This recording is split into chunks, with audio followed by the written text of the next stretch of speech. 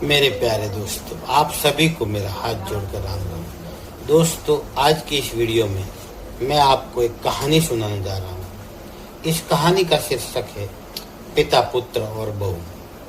दोस्तों, एक छोटे से गांव में राम जी काका अपने परिवार के साथ रहते थे। उनकी धर्मपत्नी अन्नपूर्णा देवी, बेटा और बहू। राम जी काका की अच्छी खासी सरकारी नौकरी थी, कमाई भी अच्छी थी। उन्होंने अपने बेटे को पढ़ाया लिखाया और अच्छी नौकरी पर लगा दिया। दोस्तों, पिता पुत्र की अच्छी नौकरी थी, घर परिवार हंसी खुशी चल रहा था।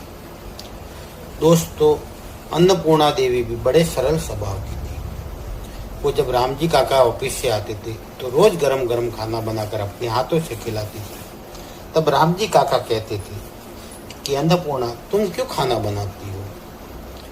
अपनी बहू इतनी अच्छी है, इतनी प्यारी है, सबके लिए खाना बनाती है, तुम भी तो उनकी तारीफ करती हो। आप दोनों में जमती भी माँ बेटी की तरह है, तो उन्हें ही बनाने दे दिया करो। तब अन्नपूर्णा कहती है कि नहीं, मुझे आपके लिए बनाना अच्छा लगता है, आप मत रोकिए। ठीक है कह करके राम जी काका मुस्कुरा देते थे। दोस्तों, राम जी काका ने सोचा कि अब बेटे की भी अच्छी खासी नौकरी लग गई है, अपना साधन संपन्न परिवार है, 3-4 साल की जो नौकरी बची है उससे अच्छा रिटायरमेंट ले लेते हैं।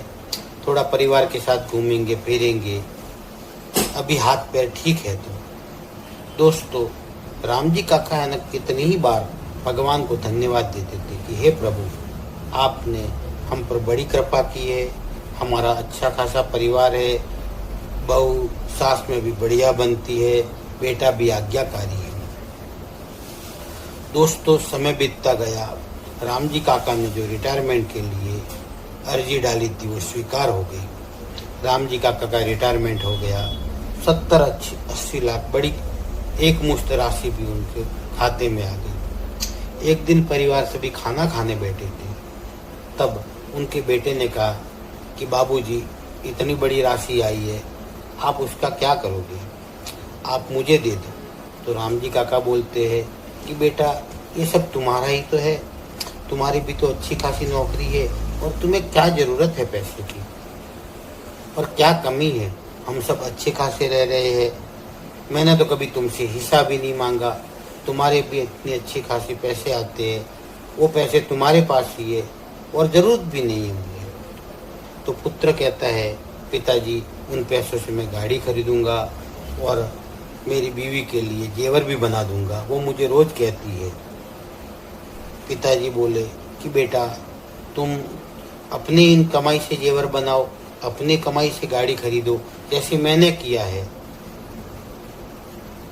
जब से दोस्तों घर में इन पैसों की बात आई ना, रोज एक दूसरे से मुंह छेड़ने जैसी बात हो गई। परिवार में अनबन भी बहुत बढ़ गई।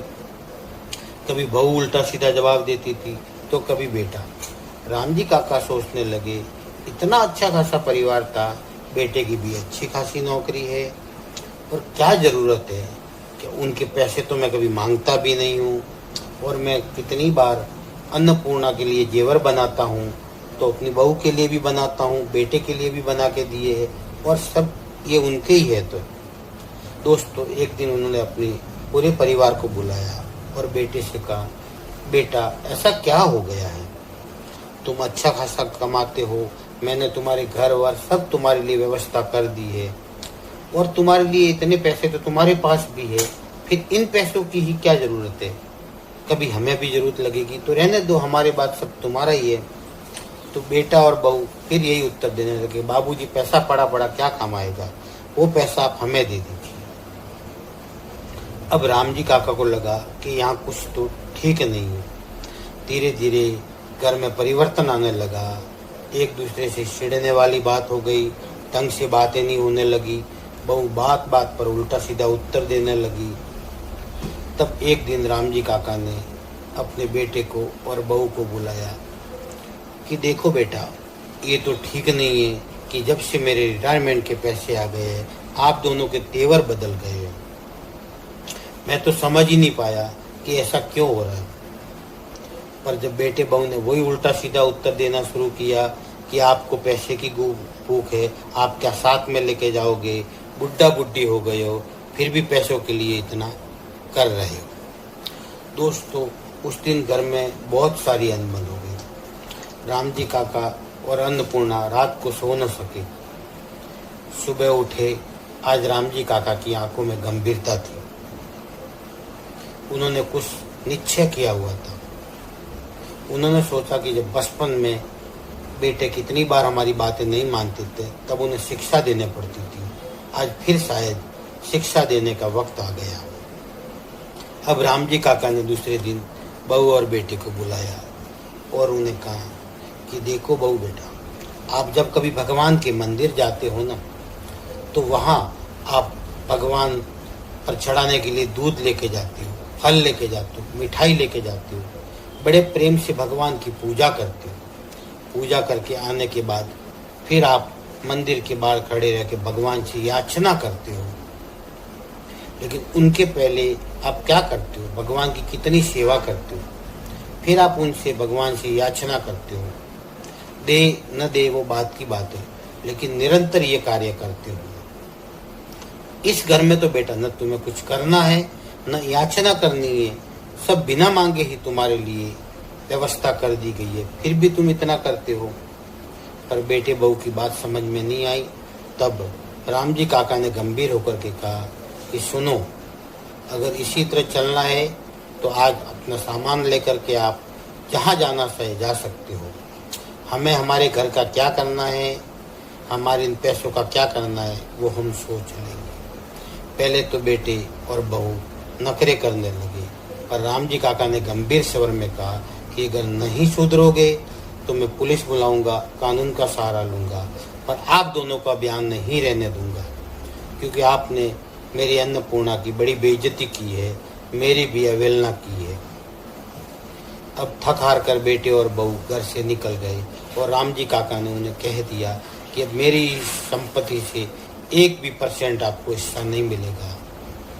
अब दोस्तों, जब बेटे और बहू थोड़े दिन दूसरी जगह रहे, तब उन्हें सब समझ में आया। फिर वो वापस घर पे आए और अपने पिताजी और माताजी से माफ़ी मांगने लगे। दोस्तों, फिर गांव वालों ने समझाया बुझाया कि सुंदर राम जी काका, आप अच्छे व्यक्तित्व के मालिक हो, उन्हें एक बार क्षमा कर दो। तब राम जी काका ने उन्हें कहा कि अगर आज के बाद कभी भी आपने हमारी मर्यादाएं तोड़ी, अवमाननाएं की, अवहेलना की, तो मैं अपनी सारी संपत्ति लोगों की सेवा में लगा दूंगा, तुम्हें 1 रुपया भी नहीं दूंगा। जहाँ मंदिर में जाकर के तुम भगवान की सेवा करने के बाद मांगते हो, भगवान दे या न दे वो बाद में, लेकिन हम माता पिता आपके लिए बिना मांगे ही सारी आपकी ज़रूरतें पूरी करते हैं, हर पल आपका ध्यान रखते हैं, फिर भी आप हम लोगों की अवहेलना करते हो। जब सेवा की बात आई तो आप कन्नी काटने लगे। हमने आपको पाल पोस कर बड़ा किया, आपको पढ़ाया लिखाया, आपके लिए व्यवस्थाएं की, उसका कोई मोल नहीं है। अब बेटे और बहू की बात समझ में आ गई थी कि हम बहुत बड़ी गलतफहमी में थे। उन्होंने कान पकड़कर क्षमा मांगी। तब राम जी काका ने फिर उन्हें घर में लिया और दोस्तों हंसी खुशी जीवन बीतने लगा। तो आज भी हमारे घरों में ये बहुत होता है कि माँ बाप अपनी संतानों के लिए सब कुछ करने लगते हैं, और वही संतानें जब माँ बाप की बारी आती है ना, तो उनकी मर्यादाओं से खिलवाड़ करते हैं। कितनी ही जगह में ऐसी है कि बहुएं उन सास ससुर को खाना भी ढंग से नहीं देती, छोटे छोटे सी बात के लिए उनकी मर्यादाएं तोड़ती है। तो दोस्तों, अगर ऐसी कोई संतानें हैं ना, तो माँ बाप को उनके लिए फिर से शिक्षक बनना पड़ेगा, उन्हें शिक्षा देनी पड़ेगी, और उन्हें ये जताना होगा कि अगर आप हमारी सेवा नहीं करोगे तो हमारी संपत्ति के भी अधिकारी नहीं है। दोस्तों, हम बहुत से घरों में बुजुर्गों की अवहेलनाएं देखते हैं। उन अवहेलनाओं को देख करके ही मैंने आज ये वीडियो बनाया है। इस वीडियो में किसी के भी हृदय में चोट पहुंची हो तो क्षमा करना, लेकिन बहुत ज़रूरी है बुजुर्गों को भी अपनी मर्यादाएं रखनी। अगर संतानें लायक नहीं हैं तो संपत्ति का भी उन्हें अधिकार नहीं मिलना चाहिए। जब ऐसों के साथ 2-4 बार होगा ना, तब तीसरी संतान को शिक्षा मिलेगी कि माँ बाप भी थोड़े कड़क हो सकते हैं। याद रखना, जब आप संतानें, बेटे और बहू कड़क हो सकते हैं, लेकिन जिस दिन माँ बाप कड़क होने पर आ गए ना दोस्तों, आटे दाल का भाव मालूम पड़ जाएगा। आप सभी को जयराम जी की कहानी कैसी लगी कमेंट करके जरूर बताइए, और जितना हो सके अपने माँ बाप की सेवा कीजिए, क्योंकि उनकी संपत्ति आपको फ्री में मिल रही है। धन दौलत, जेवर, घर, गाड़ी, बंगले जो भी है उन्हें आप फ्री में ले रहे हैं बिना कुछ मेहनत किए। जबकि भगवान के मंदिर में भी जाओगे ना तो आपको भगवान को प्रसाद में वे चढ़ाने पड़ेंगे, फिर याचना करने का अधिकार है। यहाँ तो माँ बाप आपके लिए कितना त्याग कर रहे हैं, तो उनकी अवहेलना मत करना, क्योंकि जब तक उनके आशीर्वाद नहीं मिलेंगे संतानों की जिंदगी कभी भी सुख में हो नहीं सकती। जय राम जी की।